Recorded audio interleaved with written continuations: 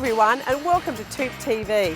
Well, even though we're in the middle of winter, the city has been buzzing with people. So today we're going to take a look at what it's like to live in the Adelaide CBD and why city dwellers love this lifestyle. Also today we're featuring one of SA's finest in Glen Osmond, and the views here are just amazing. And of course we're live and interactive, so send in your real estate questions and we'll be answering them at the end of the show. Well, it's the end of the financial year, so it's tax time. Gather up those deductions, property investors, and get them in. On today's show, we're going to have a rental market update from one of the experts from our TOOP+TOOP team, but for now, the inside story on building your property portfolio. While the real estate industry is currently experiencing low sales volumes, strict lending conditions, and increasing rents, the good news is this makes it the perfect time to build up a property portfolio. The predicted rise in interest rates is unlikely to cause a decline in local house prices in the near future, as Adelaide is already the most affordable of the mainland state capitals. So the time is now for investors. Here are some TOOP's tips to help you buy your next property and make the maximum profit possible. Aim to save 5 to 20% of the property value for the deposit. If you already have a house, check with your bank to see if you can get a deposit by borrowing against the equity you have in your existing home. Factor in additional costs such as stamp duty, insurance, solicitor and conveyancing fees, repairs and maintenance, council rates and building inspections. And finally, buy a property which is well located near transport, shopping centres and other facilities. If you plan ahead and invest wisely from the start, you can use the equity you build up to improve your portfolio with bigger homes in quality suburbs. Certainly sounds like it's time to get into the property market. Well, today live on the show I have with me property investor and author Sally Cooper. Welcome, Sally. Thank you, Kerry. Good to see you here. Now, Sally, tell us about yourself. You've had a very interesting life. Yes, I have. I come from New Zealand. I think all Kiwis are very basically loyal to their country, but I've been living in Adelaide for more than 20 years now, with many trips back home. I have 4 children that are all grown up and left home. I have many interests, but property investment is a huge passion for me. So much so that you wrote a book. Let's take a look there. Yes, Real Estate Adventures, and I've had a lot of adventures in real estate. It's a light and easy and quite funny book. It's not heavy and technical, so it's a really good book to start on. I can attest to that because I've actually read this book and it is good. And what I loved is the stories that you weave in and out of about your life, as well as about property investment in general. Can you share a couple of things from the book?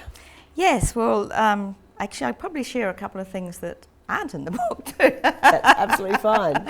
Because you can read all about those things in the book. We've had some interesting things happen with tenants. I did have one in New Zealand that punched a policeman. That was a bit different. When we were working in Port Augusta and we spent a lot of time there, we used to go to the Northern Hotel for dinner. And Alex and I were there one night and Alex went to the bar to order me a glass of Sauvignon Blanc, my favourite drink. The waitress looked a little disturbed and she went away to get the manager and they came back looking very serious and they thought he'd asked for 7 young blondes. Oh, as you do. True story. Oh, I love it. You've actually done a lot of investing in country areas, haven't you? Yes, I have, and we have actually probably made more money in the country areas of South Australia than anywhere else. That's interesting. So how many investment properties do you have? Around about the 30 mark at the moment. Oh, really? And how did you get so many? Well, I started about 12 years ago when we're very much similar in the property cycle to where we are now, on a down. Right. And I bought a property in Elizabeth for $32,000. I was terrified. And, you know, it's probably worth about 180 or 200,000 now. But the salesman at the time said to me, I'm sorry to have to tell you, but there really isn't going to be any growth in Elizabeth. I thought that was okay. You know, I would still have the property paid off and it would help my retirement portfolio. But I've found that buying in sometimes the lower socio-economic areas has been extremely profitable. Port Augusta was very good to us. And tell me, there's been a lot of talk about investing in the US market. What's your thoughts, comments on that? Yes, we have properties in the US.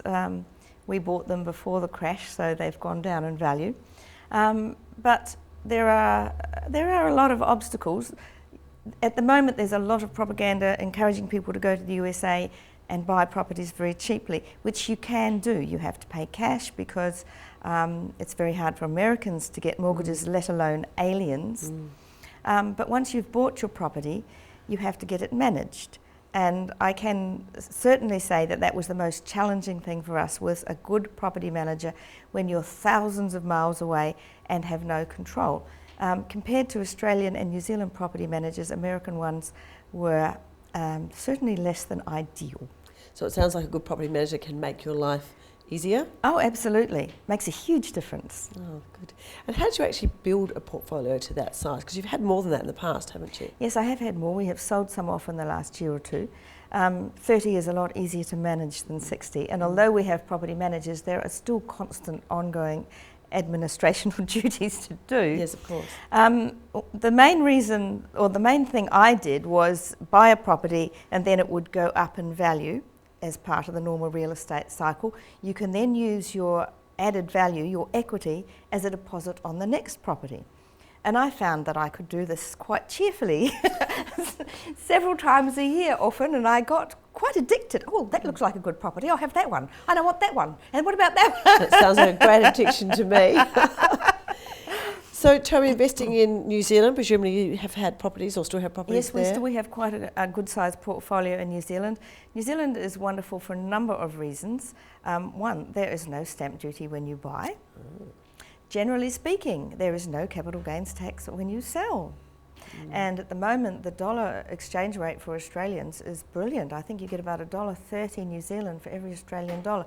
So it's a very, very good time to buy in New Zealand. I have a great team over there, and I quite often help people to buy in New Zealand. There's a lot of issues around getting the properties renovated and maintained.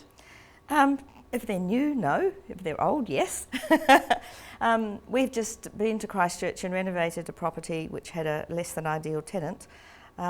We worked flat out for 10 days and it's now rented for $40 a week more than we were getting before. So it's amazing what a little clean, tidy up and lawnmower can do, yes. What can be some of the challenges and issues around managing a larger property portfolio?